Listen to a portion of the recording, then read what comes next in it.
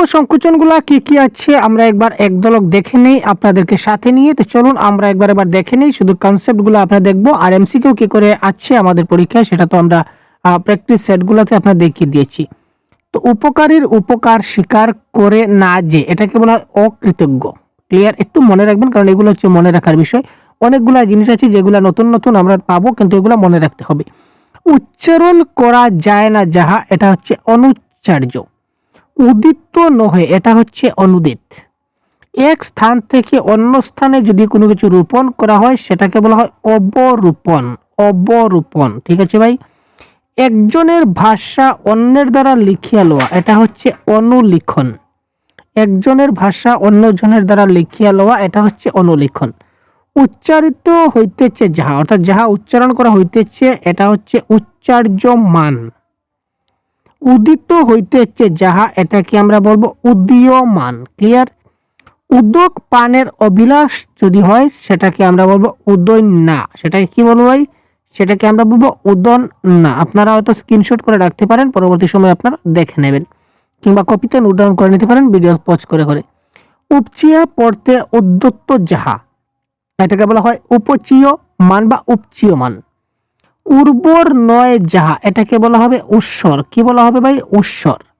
উপদেশ লাভের যোগ্য, এটাকে বলা হবে উপদেষ্টব্য। কি বলা হবে? উপদেষ্টব্য। উপদেশ প্রাপ্ত হইতেছে এমন, এটাকে বলা হবে উপদিশ্যমান। এটাকে কি বলা হবে? উপদিশ্যমান। উৎপন্ন হইতেছে এমন, এটাকে বলা হবে উৎপদ্যমান।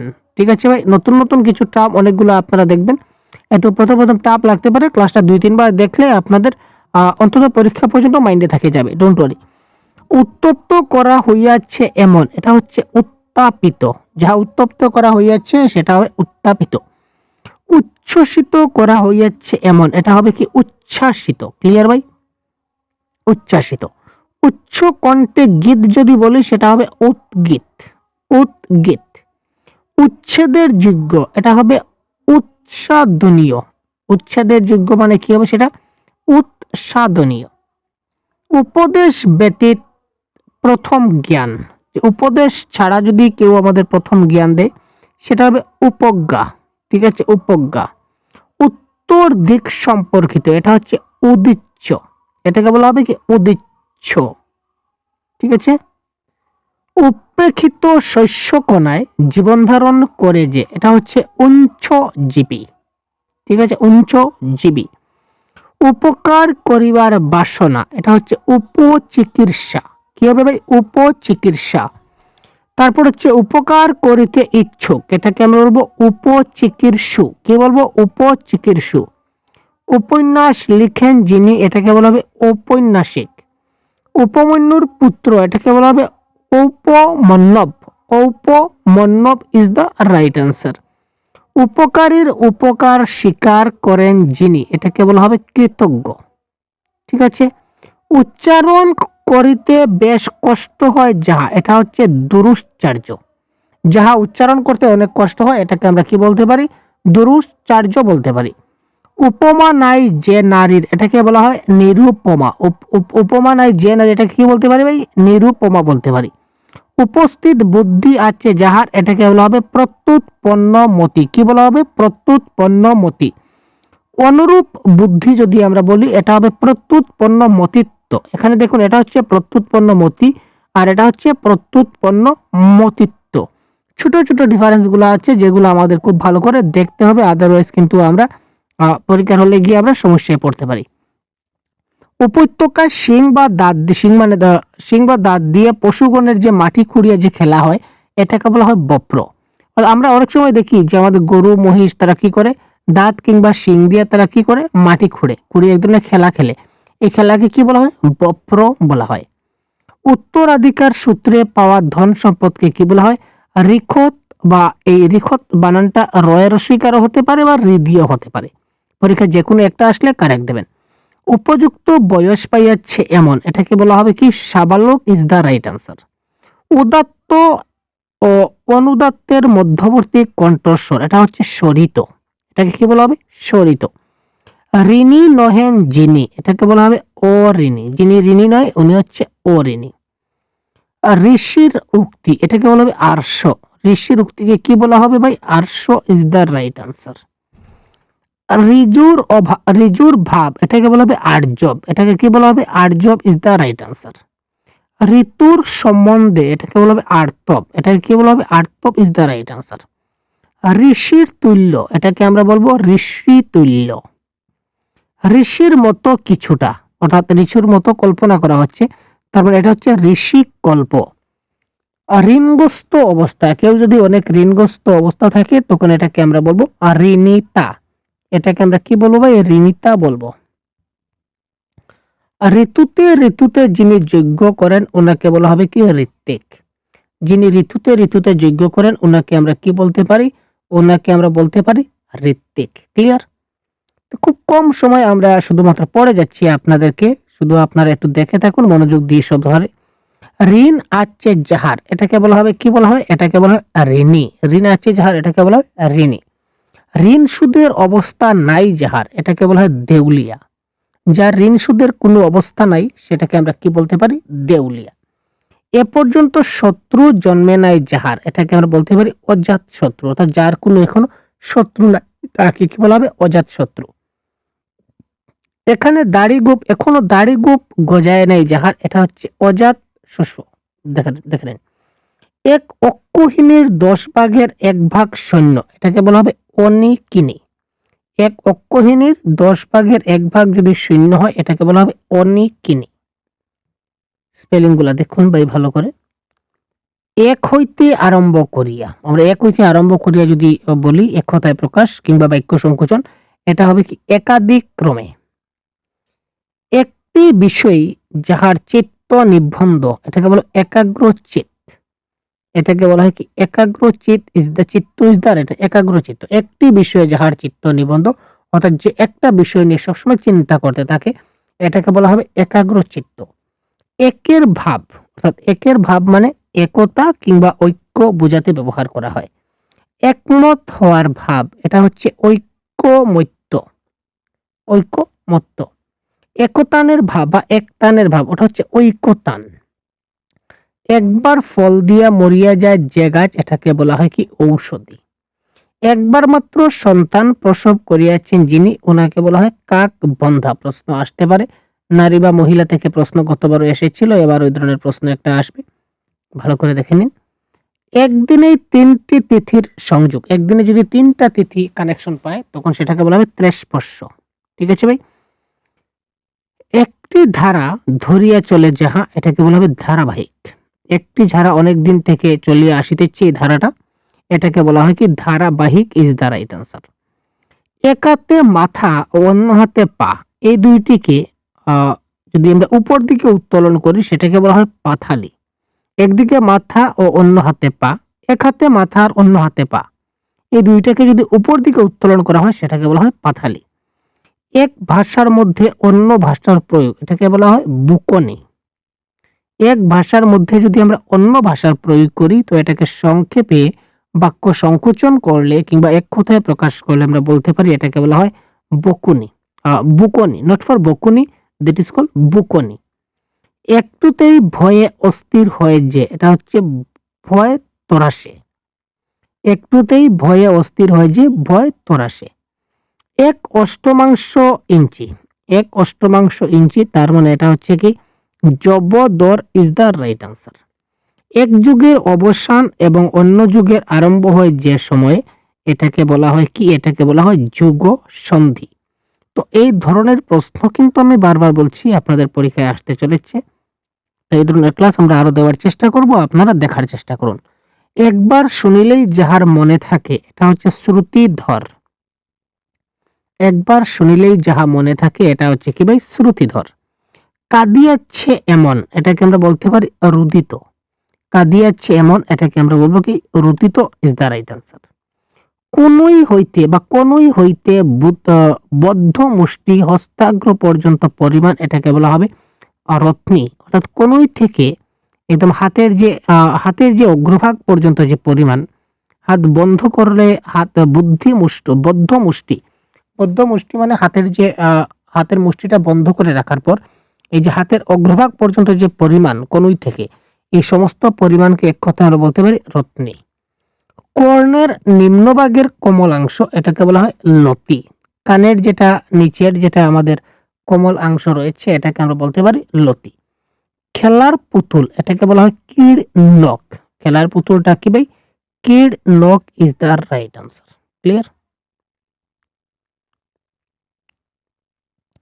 আকাশে চড়ে যে বা খেয়ে চড়ে যে এটাকে আমরা বলতে পারি খেচর। তো খে মানে আকাশে, খে শব্দের আরেকটা সমার্থক শব্দ হচ্ছে কি আকাশে। খ দ্যুতিময় করে যে বা আকাশ দ্যুতিময় করে যে এটাকে বলা হয় খদ্দূত ইজ দ্য রাইট আনসার। খুশি করিবার ইচ্ছা এটা হচ্ছে প্রিয় চিকিৎসা। খুশি করিবার ইচ্ছা মানে কি? প্রিয় চিকিৎসা। গানের ধোঁয়া এবং আভুগের মধ্যবর্তী যে অংশ এই অংশকে বলা হয় কি? অন্তরা ইজ দ্য রাইট আনসার। গুরুগৃহে বাস করে যে তাকে বলা হয় অন্তেবাসী। গুরুগৃহে যে বাস করে তাকে বলা হয় অন্তেবাসী। গৃহস্থ হইয়াও যিনি গৃহাদিতে মমত্ব বুদ্ধিশূন্য তাকে বলা হয় অনিকেত। ঠিক আছে? গৃহস্থ হইয়াও যিনি গৃহাদিতে মমত্ব বুদ্ধিশূন্য তাকে বলা হয় অনিকেত। গাঢ় অথবা যদি ঈষৎ লাল হয় তাকে বলা হয় আরক্ত। গাঢ় লাল হোক কিংবা ঈষৎ লাল হোক আমরা বলতে পারি এটা হচ্ছে আরক্ত। গন্ধ দ্রব্য দ্বারা বিলেপন তাকে বলা হয় ঊর্ধ্বতন। গমন করিতে ইচ্ছুক তার মানে গন্তু কাম। গমন করিতে ইচ্ছুক কে বাক্য সংকোচন আমরা কি বলবো? গন্তু কাম। দেখতে পাচ্ছেন এইগুলো একটু দেখুন ভালো করে, কত ইম্পর্টেন্ট আপনারা একবার ভেবে যান। গণপতির উপাসক মানে গানপত্য। গানপত্য। গন্ডারের মেরুদণ্ডে প্রস্তুত ধনু অর্থাৎ গন্ডারের মেরুদণ্ড মানে হচ্ছে গাত্তি। গন্ডারের মেরুদণ্ডকে বলা হয় গাত্তি। তো এই গন্ডারের মেরুদণ্ডে যেটা ধনু প্রস্তুত হয় এটাকে বলা হয় গান্ডীব। তো গান্ডীব ধনু যাহার এটাকে বলা হয় গান্ডীব ধনবা। ঠিক আছে? গান্ডীব ধরেন যিনি তাকে বলা হয় গান্ডীব ধারী। গান্ডীব আছে যাহার তাকে বলা হয় গান্ডীবী। এখানে দেখুন ক্লিয়ার পাবেন জিনিসটা কই থেকে কই কানেকশন আমরা নিয়ে এলাম। গুরুর মতো মানে গুরুর সমতুল্য বা গুরুর তুল্য। গঙ্গার পুত্র মানে গাঙ্গেয়। গ্রন্থ রচনা করেন যিনি তার মানে এটা হচ্ছে গ্রন্থাগার। গণিত শাস্ত্র জানেন যিনি এটা হচ্ছে গাণিতিক। গদ্য পদ্যময় রচনা এটা হচ্ছে চম্পু। গুরুর দোষ আচ্ছাদন করে যে এটা হচ্ছে কি? ছাত্র। গুরুর দোষ আচ্ছাদন করে যে এটাকে কি বলা হয়? ছাত্র বলা হয়। গমন করিতে পারে যাহা এটা হচ্ছে কি ভাই? এটা হচ্ছে জঙ্গম। গমন করিতে পারে যাহা এটাকে বলা হয় জঙ্গম। গোপন করিবার ইচ্ছা এটা হচ্ছে যুগুক্ষা। মনে রাখবেন, গোপন করিবার ইচ্ছা এটা হচ্ছে যুগুক্ষা। তারপর হচ্ছে গমন করিবার ইচ্ছা এটা হচ্ছে জিগমিষা। গ্রহণ করিবার ইচ্ছা এটা হবে জিঘৃক্ষা। একটু টাফ লাগতে পারে আপনাদের, তো অনুরোধ করবো আপনারা স্ক্রিনশট মারুন এবং ক্লাসের পরেও কিন্তু আপনারা 2-3 বার রিভাইজ করুন জিনিসটাকে। গুণ না দেখিয়া কেবল দোষ দেখে যে দূষক বা দূষক দর্শী। দূষক দর্শী। গানের দোহায় পুনরাবৃত্তি। গানের যেটা দোহার রয়েছে দোহারের পুনরাবৃত্তি এটাকে বলা হয় দোহার কি? কি বলা হয় ভাই? দোহার কি। গ্রন্থাদির টিকা এটাকে আমরা বলবো দীপিকা। গোদহন করে যে কন্যা এটাকে বলা হয় দুহিতা। গমন করে না যে এটাকে বলা হয় নগ। গমন করে না যে তাকে কি বলা হয়? নগ বলা হয়। তারপর গ্রন্থাদির অধ্যায় এটাকে বলা হয় কি? স্কন্ধ। গ্রন্থের যে অধ্যায়গুলো রয়েছে এগুলোকে বলা হয় স্কন্ধ। গাঢ়বন্ধ চতুর্দশপদী কবিতা বিশেষ এটাকে বলা হয় সনেট। অর্থাৎ চতুর্দশপদী যখনই একটা কবিতায় যখন 14টা করে পদ থাকে, 14টা করে বর্ণ থাকে, অক্ষর থাকে, এটাকে আমরা বলি সনেট। গভীর রজনী, একদম গভীর রজনী বলতে হচ্ছে নিষেধ বা রাত যেটা বলতে পারি। গ্রন্থ শেষে কবি নাম বা রচনাকালের যেখানে উল্লেখ থাকে ওই জায়গাকে আমরা বলি পুষ্পিকা। যখন আমরা গ্রন্থ একটা রচনা করি তো গ্রন্থের একদম শেষে কিন্তু কবির নাম এবং কবির রচনাকাল লেখা থাকে, ওই যে জায়গাটাকে কি বলা হয়? পুষ্পিকা। গ্রন্থের পুষ্পিকা কি ঠিক আছে? হ্যাঁ ঠিক আছে। তারপর আরো কিছু আমরা দেখব। ঘুরিতেছে যাহা, এটাকে বলা হয় ঘূর্ণমান বা ঘূর্ণায়মান। ঘুরি রুক যা ভাই। ঘুরানো হইতেছে যাহাকে, এটা হচ্ছে ঘূর্ণমান। ঘৃণার উদ্রেক করে যে, এটাকে বলা হয় ঘৃণাকর। কি বলা হয়? ঘৃণাকর। ঘুষের সন্তান, সেটা হচ্ছে ঘুষজা। ঘুষের স্ত্রী, এটাকে বলা হয় ঘুষ জায়া। ঘ্রাণের যোগ্য, ঘ্রেয় বা ঘ্রাতব্য। ঘ্রাণের যোগ্য, এটা আমরা কি বলতে পারি? ঘ্রেয় বা ঘ্রাতব্য। ঘুমাইতেছে যে, এটাকে বলা হয় ঘুমন্ত। ক্লিয়ার? ঘন বা জমাট হইয়াছে যাহা, এটাকে আমরা বলবো ঘনীভূত ইজ দ্য রাইট আনসার। ঘৃণার যোগ্য মানে ঘৃণ্য। ঘৃণা করা হইয়াছে এমন, সেটা হচ্ছে ঘৃণিত। আর ঘৃণার সহিত বর্তমান, এটা হচ্ছে সঘৃণ। এখান থেকে প্র্যাকটিস সেটার আপনাদের খুব দরকার আছে, কিন্তু যদি সম্ভব হয় পরবর্তী সময়ে আমরা এই যে পয়েন্টগুলো থেকে আমরা প্র্যাকটিস সেট বানিয়ে আপনাদের কিছুটা দেওয়ার চেষ্টা করব। অলরেডি কিছুটা দেওয়া হয়েছে, আপনারা দেখবেন। চিন্তা করা যায় না যাহা, এটা হচ্ছে অচিন্ত বা অচিন্তনীয়। চতুরঙ্গ সেনাবিশিষ্ট বাহিনী, এটা হচ্ছে অক্ষহীনী। চোখের কোণ, চোখের কোণকে কি বলা হয়? অপাঙ্গ। চকচক করার ভাব, এটা হচ্ছে চাকচক্য।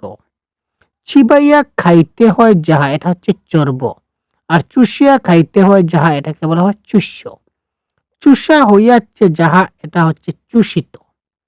চীন দেশীয় রেশমি বস্ত্র, এটাকে বলা হয় চীনাংশুক। চীনাংশুক। চোখে দেখা যায় যাহা, এটা হচ্ছে কি ভাই? এটা হচ্ছে চাক্ষুষ। এই দেখুন একটা প্রশ্ন পেলাম, এই যে প্রশ্ন দেখতে পাচ্ছেন আমি সেটা মার্ক করে দিচ্ছি বড় করে। চৈত্র মাসের ফসল চৈতালি, এটা কিন্তু আমাদের লাস্ট যে এক্সাম হয়েছিল, আমরা কিন্তু লাস্ট এক্সামে এই প্রশ্নটা দেখতে পেয়েছিলাম। পরীক্ষার প্রশ্ন এসেছিল চৈতালি মানে কি। ঠিক আছে, ক্লিয়ার? তো এখান থেকে কিন্তু আমাদের প্রশ্ন পরীক্ষায় আসে। চিরকাল মনে রাখিবার যোগ্য মানে চিরস্মরণীয়। চৈত্র মাসের ফসল, এটাকে বলা হয় চৈতালি। তারপর চলিতেছে যাহা, এটা হবে চলমান। তারপর আমাদের চলিষ্ণু বা চলন্ত। তারপর হচ্ছে চিরকাল ধরিয়া চলিতেছে যাহা, এটা হচ্ছে কি চিরন্তন। যদি স্ত্রীলিঙ্গে হয় তাহলে চিরন্তনী হবে। চিরকাল কাজ করিতেছে, তো করিতেছেই, এটা হচ্ছে চিরক্রিয়। এখানে দেখুন চিরকাল ধরিয়া চলিতেছে, এটা হচ্ছে চিরন্তন। আর চিরকাল কাজ করিতেছে, তো করিতেছে, মানে যে চিরকাল ধরে কাজ করছে সে তো করছেই ভাই। তো এটাকে এক কথায় যদি বলি তাহলে হবে চিরক্রিয়।